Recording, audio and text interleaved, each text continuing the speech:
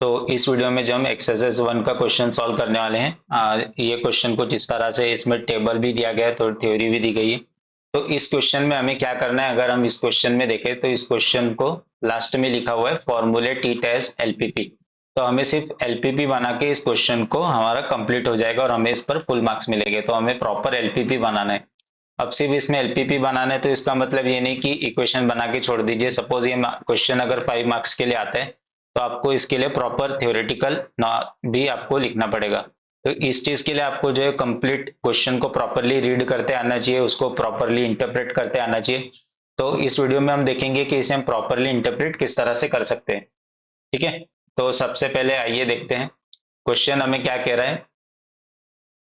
ठीक है, तो उसके हिसाब से हम जो है इसे एक्सप्लेन करने की कोशिश करूंगा मैं डिटेल में। अ स्मॉल मैन्युफैक्चरिंग फर्म, एक स्मॉल मैन्युफैक्चरिंग फर्म के बारे में बात हो रही है जो कि दो प्रोडक्ट बना रही है। Produces two types of gadgets, gadget A and gadget B. ठीक है, तो ये गैजेट ए और गैजेट बी से रिलेटेड हमें कुछ डाटा भी दे दिया गया टेबल में, which are first processed in the foundry. ठीक है, एक कोई गैजेट है यहाँ पर, गैजेट ए। तो ये सबसे पहले क्या कर रहा है, फॉन्ड्री में जाता है और फॉन्ड्री में बनता है and then send to the machine shop for finishing. ठीक है, तो ये सपोज मैन्युफैक्चरिंग प्रोसेस हो रही है, कोई प्रोडक्ट है यहाँ पर, गैजेट है। उसकी फर्स्ट स्टेप है फॉन्ड्री में जाना, उसके बाद उसकी नेक्स्ट स्टेप है मशीन शॉप में जाना। स्टेप टू है उसकी मशीन शॉप में जाके उसे कुछ फिनिशिंग देना।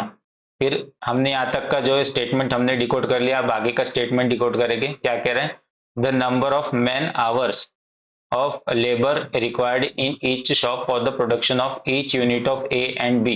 ठीक है, अब ये क्या कह रहा है कि the number of man hours of labour required. ठीक है, कितने घंटे का लेबर्स लग रहा है। तो आवर्स को क्या लिख दिया गया है, मैन आवर्स लिख दिया। इसका मतलब कितने घंटे उसे लग रहे प्रोडक्शन में। ठीक है, the number of man hour of labour required in each shop for the production of each unit of A and B. तो इसे हम किस तरह से इंटरप्रेट कर सकते हैं इस टेबल को देखते हुए। सपोज 1 यूनिट ऑफ गैजेट ए का प्रोडक्शन हो रहा है, 1 यूनिट ऑफ गैजेट ए। अब 1 यूनिट ऑफ गैजेट ए मतलब एक गैजेट, सपोज एक कार है तो कार के लिए भी देखे होगे आपने, अगर सपोज डॉक्यूमेंट्रीज देखी होगी तो उसमें देखा होगा कि एक ही सिंगल फैक्ट्री में मल्टीपल प्रोसेस पर कार का मैन्युफैक्चर जैसा होता है। तो 1 यूनिट ऑफ गैजेट जब फाउंड्री में जाता है तो फाउंड्री में जाता है तो क्या होता है, उसे उसे लगते हैं 10 आवर्स। ठीक है, उसे कितने घंटे लगते हैं फाउंड्री वाले प्रोसेस में, उसे 10 घंटे लगते हैं, तब जाके वो कंप्लीट फाउंड्री वाली प्रोसेस उसकी कंप्लीट होती है। लेकिन अभी आवर्स की जगह हमें क्या लिख कर दिया गया क्वेश्चन में, मैन आवर्स। तो इस चीज का हमें ध्यान रखना है कि हमें मैन आवर्स लिख कर दिया गया है। उसी तरह सिमिलरली अगर हम देखें 1 यूनिट ऑफ, जब 1 यूनिट ऑफ गैजेट बी, ठीक है, 1 unit of gadget B produce होती है, जिस तरह से ऊपर गैजेट ए प्रोड्यूस हो रहा था उसी तरह गैजेट बी। तो गैजेट बी को कितना समय लगता है। अब आप सोच रहे होगे कि ये हम कैसे क्या अज्यूम कर रहे हैं कि ये जो डाटा हमें दिया गया है वो आवर्स में दिया गया है। तो ये जो हमने ऊपर के स्टेटमेंट से आइडेंटिफाई किया गया है। कौन सा statement, the number of man hours. Man hours मतलब कितने घंटे उसे लग रहे हैं। The number of hours of labour required in each shop for the production of each unit of A and B. तो इस स्टेटमेंट से हमने आइडेंटिफाई किया कि उसे ये जो डाटा हमें दिया गया है किस में दिया गया है, आवर्स में दिया गया है। ये भी डाटा हमें आवर्स में दिया गया है। ये 1000 भी जो है आवर्स की वैल्यू है, ये 5 भी 4, अगेन ये 600, ये सब वैल्यूज के हैं आवर्स में दी गई है। ठीक है, तो इस चीज का आपको ध्यान रखना है। तो 1 यूनिट ऑफ गैजेट भी रिक्वायर्स 6 मैन आवर्स। ठीक है, उसे एक प्रोडक्ट को मैन्युफैक्चर करने के लिए 6 घंटे लगते हैं। उसी तरह क्या दिया गया, and the number of man hour available with firm per week are given below. अब ठीक है, तो एक हफ्ते में उसके पास कितने घंटे अवेलेबल है production for the production of gadget A and gadget B. तो ये फाउंड्री वाले प्रोसेस में उसके पास अवेलेबल है 1000। उसी तरह मशीन शॉप में उसके पास अवेलेबल है 6000 आवर्स। तो अब आप सोच रहे होगे कि वो एक वीक में ना, 1 वीक में अगर हम देखें तो 24 into 7, ठीक है, इतने आवर्स होते हैं। 7 4 8 2 7 2 16, 168 आवर्स टोटल जो है अवेलेबल होते हैं एक वीक में। ठीक है, अब आप सोच रहे होगे कि फिर ये क्वेश्चन क्यों कह रहा है कि उसके पास 1000 आवर्स अवेलेबल है। ठीक है ना, तो सपोज आपकी जो है इस तरह से कोई प्रोडक्ट जो है यहाँ पर मैन्युफैक्चर हो रहा है, तो सपोज ये हमने क्या सपोज कर लिया कि 1 यूनिट ऑफ गैजेट ए, तो ये जो जा रहा है यहाँ पर 1 यूनिट ऑफ गैजेट ए, ये एक लाइन में जा रहा है और ये प्रोडक्शन उसका हो रहा है, तो उसे 10 घंटे लग रहे हैं। ठीक है, उसी तरह हो सकता है एक सिंगल लाइन की जगह यहाँ पर मल्टीपल लाइन्स हो अवेलेबल। ठीक है, इस तरह से मल्टीपल लाइन्स अवेलेबल हो, तो इसकी वजह से क्या हो रहा होगा कि 10 घंटे में, 10 घंटे में हो सकता है 10 प्रोडक्ट भी बन रहे हो, उसी तरह 10 घंटे में 20, 30, 40 मैक्सिमम बहुत बहुत सारे प्रोडक्ट भी बन सकते हैं, तो उसे हमें फाइंड करना है। ठीक है, तो आई होप कि आपको जो है क्वेश्चन आपको आप समझ पा रहे होगे बेसिक लेवल पर भी। तो इस क्वेश्चन को हमें किस तरह से रीड करना है ये सब आपको पता चला होगा। तो ये हमने देखा था फॉन्ड्री के लिए। ठीक है, ये हमारा था फॉन्ड्री के लिए। उसी तरह अगर हम मशीन शॉप में देखें, मशीन शॉप में उसे क्या लग रहा है, मशीन शॉप, ये सिर्फ मैं आपको एक्सप्लेन कर रहा हूँ, इससे आपको इस तरह से स्टेटमेंट्स को नहीं लिखना है। तो 1 यूनिट ऑफ गैजेट ए। ठीक है, जब एक एक यूनिट गैजेट ए की जब मशीन शॉप में जाती है तो उसे कितने घंटे लगते हैं मैन्युफैक्चर होने के लिए, फिनिशिंग प्रोसेस के लिए 5 मैन आवर्स। ठीक है, उसी तरह 1 यूनिट ऑफ गैजेट बी जब मशीन शॉप में जाता है तो उसे कितने आवर्स लगते हैं, 4 मैन आवर्स। ठीक है, तो ये चीज को आपको इस तरह से जो है जितना भी हमें डाटा दिया गया है इसको इस तरह से आपको रीड करना है। तो आई होप कि आपको समझ में आ गया होगा, ये जो भी डाटा को मैं आपको सपोज ये क्वेश्चन को जो है सिंप्लीफाई कर रहा था आपको कि कि इस क्वेश्चन में जो भी हमें थ्योरी दी गई है उस थ्योरी को हमें डाटा के साथ किस तरह से रिलेट करना है। तो अब थोड़ा सा मैं इसमें अगेन स्पेस क्रिएट कर लेता हूँ और हम जो है आगे के स्टेटमेंट्स पर फोकस करेंगे। अब क्या कह रहा है, profit on sale of a product A is ₹30 per unit as compare with ₹20 per unit for gadget B. ठीक है, तो ये हमारा क्या हो गया, ये हम इससे जो है ये स्टेटमेंट अगर हम पढ़े तो हमें इससे हमारा ऑब्जेक्टिव फंक्शन मिलता है। ठीक है ना, ये स्टेटमेंट क्योंकि प्रॉफिट के बारे में बात कर रहे हैं। उसी तरह सिमिलरली आगे का स्टेटमेंट देखिए, determine weekly production of A and B so that profit is maximize. अब ये क्या कह रहा है कि एक हफ्ते में गैजेट ए और बी का मैक्सिमम कितना प्रोडक्शन होना चाहिए जिससे हमें मैक्सिमम प्रॉफिट हो। तो formulate it as a LPP, तो हमें इसकी एलपीपी बना के छोड़ देनी है। अब आप सोच रहे हो कि एलपीपी बना के हम सिर्फ इक्वेशंस लिख के छोड़ देंगे, सपोज ये 5 मार्क्स के लिए भी अगर ये क्वेश्चन आता है तो आपको जो है प्रॉपर इसके स्टेटमेंट्स लिखना जरूरी है। तो ये स्टेटमेंट क्या है ये इसके बारे में भी हम डिस्कस कर लेते हैं। तो सबसे पहले आपका जो रहेगा वेरिएबल्स आपको असाइन करने होंगे। तो आपके वेरिएबल्स को असाइन करने के लिए पहले आपको जो है प्रॉपर स्टेटमेंट लिखते आना चाहिए, जैसे कि let x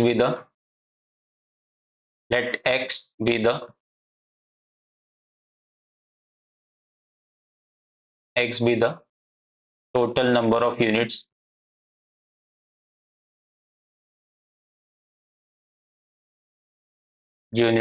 of product A be produced. ठीक है, उसी तरह again let y variable, second variable हमने लिया वाई, तो let y be the total number of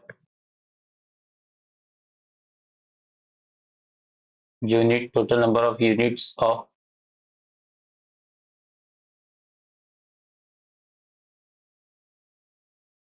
product B be produce product B be produced.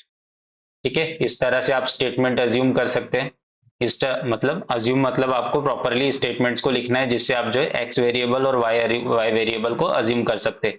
तो वाई वेरिएबल हमने किसके लिए अज्यूम किया है, अगर हम देखें तो एक्स जो है हमने अज्यूम किया है गैजेट ए के लिए। ठीक है, तो ये है गैजेट ए की वैल्यूज। उसी तरह हमने वाई वेरिएबल किसके लिए अज्यूम किया गया है, गैजेट बी के लिए, तो गैजेट बी की वैल्यूज क्या है, ये है।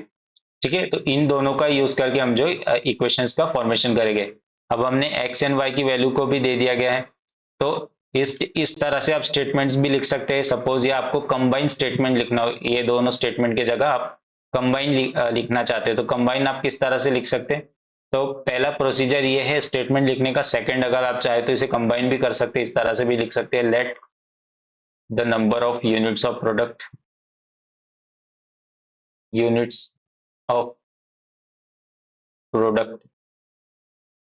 ए and B produced be x and Y.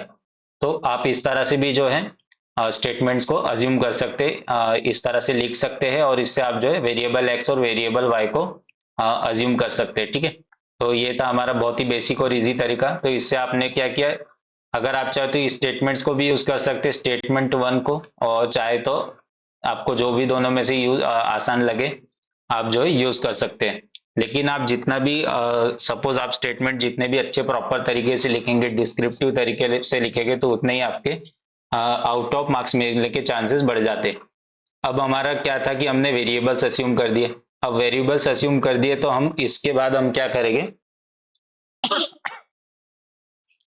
इसके बाद हम जो है सबसे पहले हमारा ऑब्जेक्टिव फंक्शन को फाइंड करेंगे। तो ऑब्जेक्टिव फंक्शन को फाइंड करने के लिए आप क्या करेंगे, तो ये हम अब ऑब्जेक्टिव फंक्शन तो ऑब्जेक्टिव फंक्शन हमें क्या फाइंड करना है, ऑब्जेक्टिव फंक्शन में हमें अगर हम देखें तो हमारा क्या हो रहा है, so that the profit is maximize. तो हमें क्या करना है, मैक्सिमाइज करना है। तो इसके लिए प्रॉपर आपको स्टेटमेंट लिखता आनी चाहिए, गिवन दैट। ठीक है, तो क्या स्टेटमेंट बन सकता है हमारे यहाँ, given that the profit, given that the total profit on the sale of one unit, one unit लिख सकते हैं या एक्स यूनिट लिख सकते हैं, x unit of gadget A, एजेट ए इज रुपीज 30। ठीक है, x unit of gadget A is rupees 30 as as compared with as compared with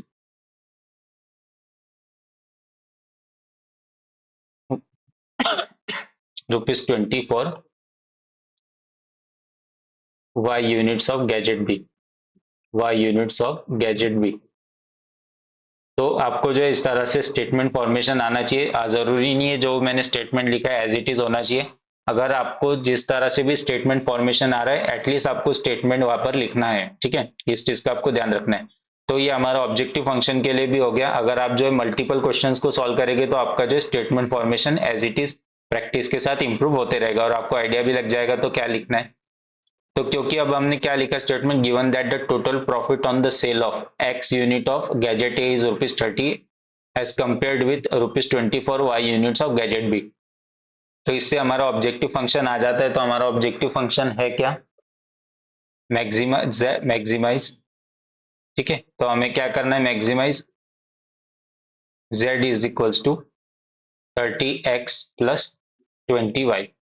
ये हमारा आ गया ऑब्जेक्टिव फंक्शन। ठीक है, अब हमें क्या करना पड़ेगा कि हमें फाउंड्री के कोऑर्डिनेट्स निकालने होंगे, फाउंड्री के कांस्टेंट और उसी के साथ मशीन के भी कांस्टेंट हमें निकालने होंगे।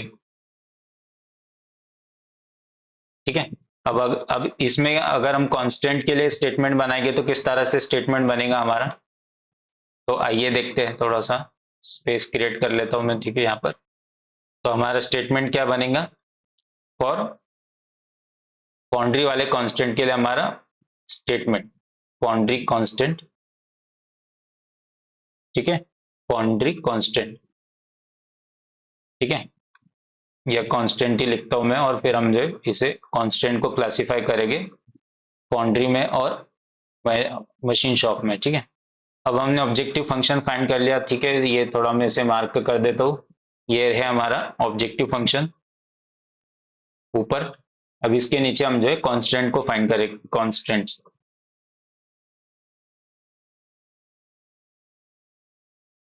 तो पहला हमारा कांस्टेंट कौन सा है, फाउंड्री कांस्टेंट है सबसे पहले हमारा, हमारा है foundry constant.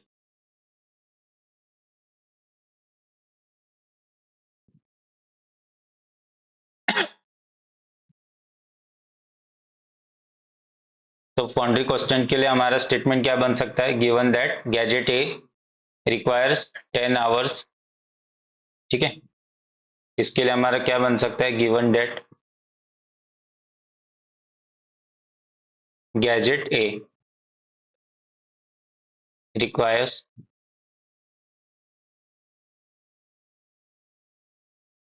10 man hours and 5 man hours gadget A. ठीक है, फाउंड्री का कांस्टेंट हमारा क्या निकलेगा, given the gadget A require 10 man hours and gadget B requires and gadget B requires 6 man hour of time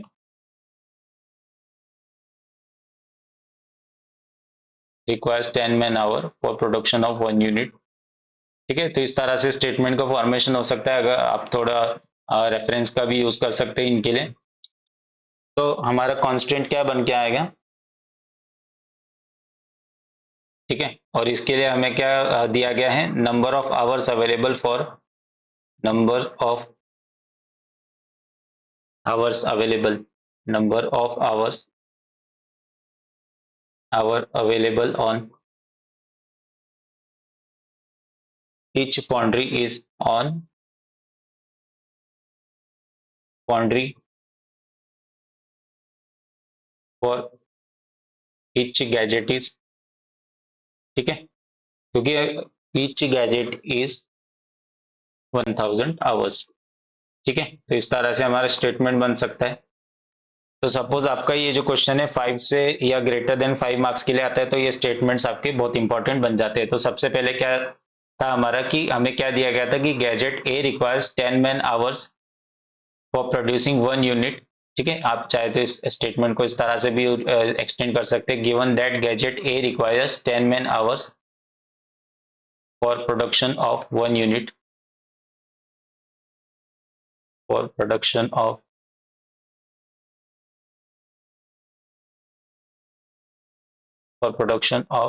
one unit on foundry। ठीक है, उसी तरह गैजेट भी require 6 man hour of time for production of 1 unit on foundry. ठीक है, तो statements आपको जो है अगर आप चाहे तो आपके मन से भी लिख सकते हैं, लेकिन प्रॉपर उनका सेंटेंस फॉर्मेशन होना चाहिए।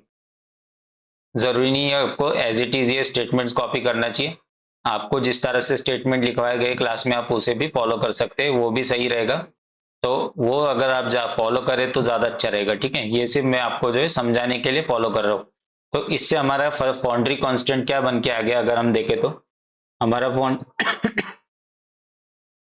हमारा फाउंड्री कांस्टेंट यहाँ पर बन के आ गया 10x प्लस 6y। ठीक है, अब क्योंकि इक्वल्स टू 1000। ठीक है, अब आप सोच रहे हो कि इक्वल्स टू 1000, बट ये इक्वल्स टू 1000 नहीं है, क्योंकि हमें कंडीशन दी गई थी। क्या कंडीशन दी गई थी, अगर हम क्वेश्चन में ऊपर देखें तो, ठीक है, number of man hour available with the firm per weeks are given below. क्या है यहाँ पर स्टेटमेंट, क्या कह रहा है, the number of man hour available with the firm per week are given below. ठीक है, तो एक हफ्ते में उसके पास 1000 आवर से ज्यादा का टाइम बिल्कुल भी नहीं होगा। तो इस स्टेटमेंट का मीनिंग क्या है कि उसके पास 1000 घंटे, 1000 घंटे से कम का ही समय। इसका मतलब 1000 से, तो साइन यहाँ पर जो है लेस देन इक्वल टू की बनेगी। ठीक है, 1000 घंटों के अंदर। ठीक है ना, ये लेस देन इक्वल टू हमने इसलिए लगाया क्योंकि टाइम जो है हमारा 1000 आवर्स के अंदर ही होगा, इससे ज्यादा नहीं होगा, इसलिए लेस देन इक्वल टू लगाया। उसी तरह अगर हम देखें, ठीक है, ये ग्रेटर देन हो गया, ये साइन थोड़ा सा, साइन जो गलत लिख दी मैंने, ये ग्रेटर देन की थी, लेस देन। ठीक है ना, क्योंकि हमें स्टेटमेंट भी क्या दिया गया है कि जो समय हमारे पास अलॉटेड समय है फॉर द फाउंड्री प्रोसेस, वो कितना है, 1000 से कम है, इसलिए लेस देन इक्वल टू की साइन यूज करेंगे। ठीक है, तो उसी तरह आप जो है, जिस तरह से ये फाउंड्री कांस्टेंट के लिए हमने जो है स्टेटमेंट का फॉर्मेशन किया, उसी तरह आप जो है आप जो है खुद भी ट्राई कीजिए, और सिमिलर स्टेटमेंट्स जो है आप मशीन शॉप के लिए फॉर्मेशन कर सकते हैं। ठीक है, तो प्रॉपर उसका प्रॉपर उसमें फॉर्मेशन होना चाहिए, अदरवाइज उस पर भी मार्क्स कट सकते हैं। तो इससे हमारी क्या इक्वेशन बन के आती, मशीन शॉप से मशीन शॉप से हमारी इक्वेशन, तो ये अगर आप चाहे तो इक्वेशन किस तरह से बनेगी इसका आपको जो है ये देखेंगे, इसे देखकर आप जो इक्वेशन फॉर्मेशन कर सकते हैं। तो इसे आपको देखकर ये अज्यूम नहीं करना है कि हमेशा जो वर्टिकल डाटा रहेगा उसी से इक्वेशन फॉर्मेशन होगी, ऐसा बिल्कुल भी नहीं है। कभी कभी हमें जो इस तरह से भी डाटा अवेलेबल होगा जो हॉरिजॉन्टल, उससे भी इक्वेशन फॉर्मेशन हो सकती है। तो ये आपको अज्यूम नहीं करना है कि जो वर्टिकल डाटा रहेगा दिया हुआ उसी को हमें देखकर इक्वेशन बनानी है। तो आपको जो प्रॉपर पूरा क्वेश्चन पढ़ के समझना जरूरी है, तभी जो है आपको समझ में आएगा। तो फाउंड्री कांस्टेंट हमारा हो गया, ठीक है।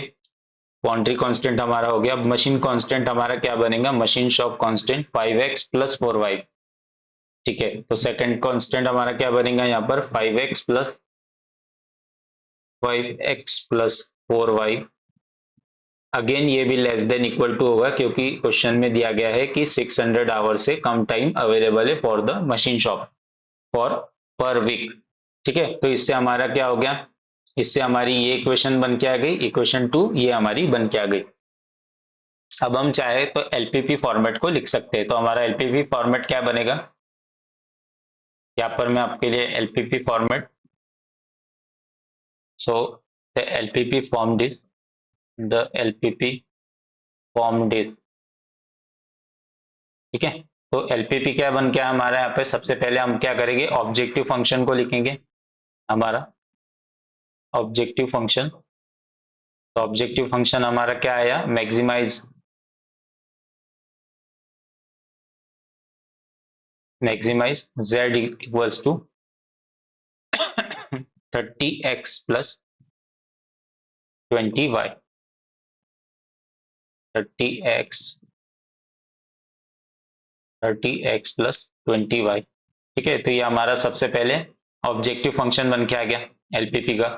उसी तरह सब्जेक्ट टू कांस्टेंट भी हम लिखेंगे। अब जो हमने फाइंड किए सब्जेक्ट टू कांस्टेंट हमने ऊपर लिखे, सब्जेक्ट टू कांस्टेंट, जो कि इसमें क्या लिखेंगे हम, हमारी इक्वेशन 1 को लिखेंगे। हमारी इक्वेशन 1 क्या बनी थी, 10x plus 6y less than equal to 1000।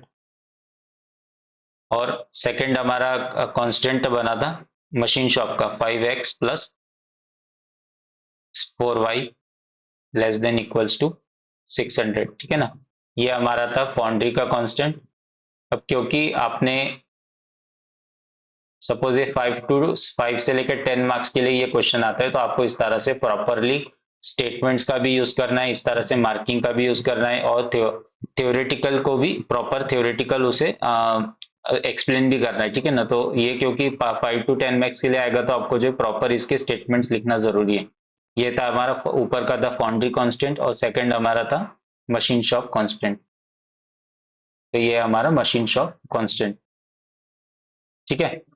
एक और चीज का आपको ध्यान रखना है, सिर्फ गिवन इक्वेशंस पे हमारा जो एलपीपी एंड नहीं होता है, एक और बचता है हमारा नॉन नेगेटिविटी कांस्टेंट, ठीक है। तो एक्स और वाई की वैल्यू जो होगी हमेशा या तो जीरो होगी या जीरो से बड़ी, नेगेटिव में हमारी कोई भी वैल्यू कभी नहीं जाएगी। तो ये क्या है, नॉन नेगेटिविटी कॉन्स्टेंट्स। तो इस तरह से प्रॉपर आपने लिखना चाहिए एलपीपी। अगर आप छोड़ देंगे, ये अगर छोड़ देंगे नॉन नेगेटिविटी कांस्टेंट को, तो आपका इस पे भी मार्क्स डिडक्ट हो सकता है, ठीक है। तो ये था हमारा एक्सरसाइज 1 का फर्स्ट क्वेश्चन। तो अगर आप चाहे तो इसके स्क्रीनशॉट ले सकते हैं। मैंने ट्राई किया कि इसे बहुत ही अच्छे से डिटेल में एग्जांपल्स के थ्रू आपको जो है एक्सप्लेन करूं। तो आई होप कि आपको प्रॉपरली इसका एक्सप्लेनेशन मिला होगा और इससे कुछ ना कुछ आपको हेल्प हुई होगी। इवन ये अगर आपके लिए 10% भी हेल्पफुल रहा, तो ये जो है इस वीडियो का जो मोटिव था वो सक्सेसफुल हो गया है। तो अगर आप चाहे तो इसका स्क्रीनशॉट ले सकते हैं। तो हमने जो है पूरा प्रोसीजर फॉलो किया। सबसे पहले आपको क्या करना रहता है, क्वेश्चन और जो डाटा दिया गया है उसे प्रॉपर तरीके से रीड करते आना चाहिए, उसे इंटरप्रेट करते आना चाहिए।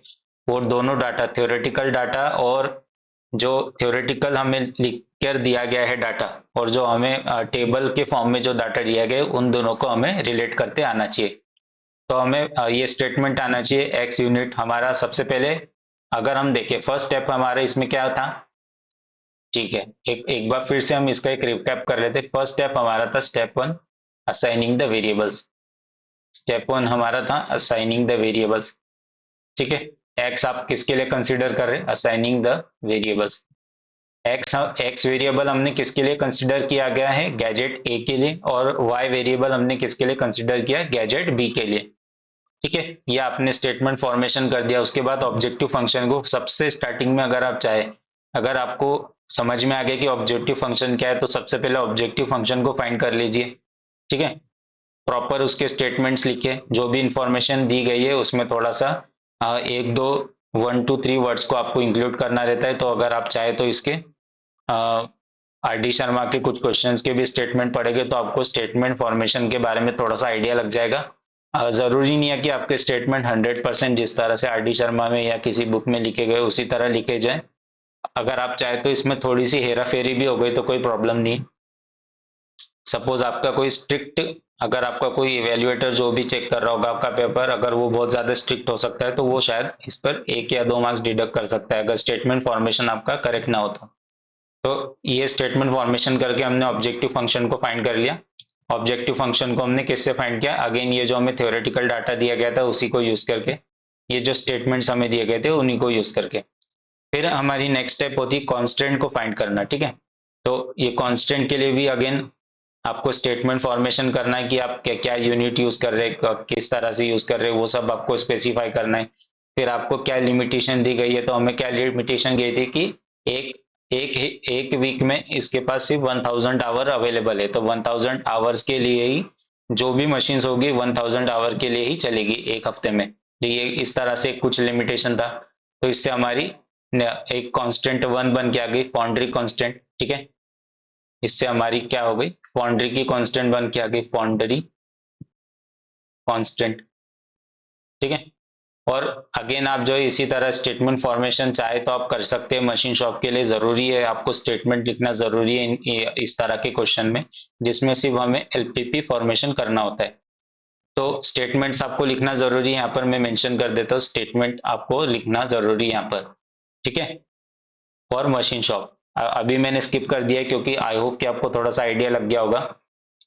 तो इससे के बाद हमारा क्या होता है, स्टेटमेंट से, स्टेटमेंट के बाद हमारी इक्वेशन बन के आके कांस्टेंट बन के आ जाता है जो कि इस फॉर्मेट में। फिर अगर सपोज हमारी वैल्यूज क्या रही कि हमारे पास एक लिमिट दी गई है, पर वीक हमें लिमिट गई है कि हमारे पास सिर्फ टाइम क्या है, 1000 आवर से कम है। एक हफ्ते के लिए हमारे पास 1000 घंटे है, इससे ज्यादा नहीं है। तो इन सब केस में क्या होता है, हम कौन सी साइन का यूज करते हैं, लेस देन इक्वल टू का यूज करते हैं साइन का। सपोज हमें कहा गया सपोज हमें कहा गया होता कि हमारे पास एक पर्टिकुलर मशीन है जिस पर हमारे पास 1500, ठीक है, 1500 आवर से ज्यादा का टाइम है, तो हम कौन सी साइन का यूज करते, हम यूज करते ग्रेटर देन इक्वल टू का साइन यूज करते। तो इस चीज का आपको ध्यान रखना है, ऐसी ऐसी छोटी छोटी चीजों से आप जो है आपका क्वेश्चन गलत हो सकता है, तो आपको ध्यान रखना है। ठीक है, ये साइंस आपको प्रॉपर जो है प्रैक्टिस के थ्रू ही आपको जो है साइंस के बारे में थोड़ा सा आइडिया मिलेगा। फिर आपका जो है इस तरह से एलपीपी फॉर्म होता है,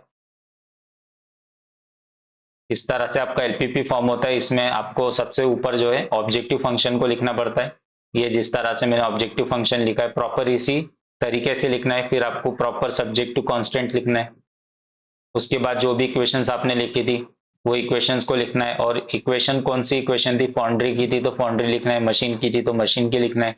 और not the list, at last आपको ये चीज कभी नहीं भूलनी है, नॉन नेगेटिविटी कांस्टेंट के बारे में लिखना है, क्योंकि यहाँ पर क्या कह रहा है कि आपको प्रॉफिट को मैक्सिमाइज करना है। ठीक है ना, क्वेश्चन क्या कह रहा है कि हमें कितना मैक्सिमम प्रोडक्शन करना चाहिए जिससे हमें मैक्सिमम प्रॉफिट मिले पर यूनिट। ठीक है, तो अगर प्रॉफिट मैक्सिमाइज करना है तो इसका मतलब कोई भी चांस नहीं होगा कि हमारी वैल्यूज जो है नेगेटिव में जाने की, कोई पॉसिबिलिटी बिल्कुल भी नहीं है। तो पॉसिबिलिटी हमारी क्या होती है, नल पॉसिबिलिटीज होती है कि हमारी कोई वैल्यू -1 में जाएगी।